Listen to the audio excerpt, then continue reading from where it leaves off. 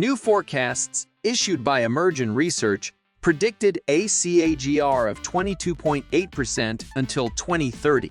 A new Emergent Research hydrogen fuel cell market analysis showed that the market size reached $4.26 in 2021 and is predicted to achieve a 22.8% CAGR from that year through until 2030, the end of the forecast period.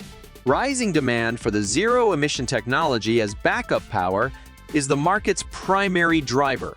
Hydrogen fuel cell-based backup power is being adopted to an increasing degree by data centers due to their zero carbon emissions, high efficiency, and reliable power performance. The Emergent Research report points to this trend as a primary driver for revenue growth in this market throughout the length of their forecast period.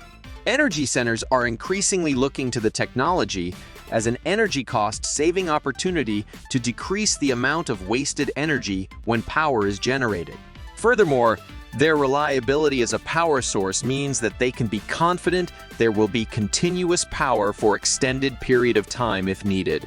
This is a critical feature for data centers, which require a reliable power source to ensure smoother operations. Several organizations have been adopting hydrogen fuel cell backup power sources for their data centers. Last August, Microsoft tested fuel cells as backup power for its own data centers, calling the test a success when the tech performed precisely as hoped. This showed the technology giant and other companies around the world the potential for replacing conventional diesel-powered generators with practical, zero-carbon emission equipment that offered a considerably more practical experience than what batteries could have provided.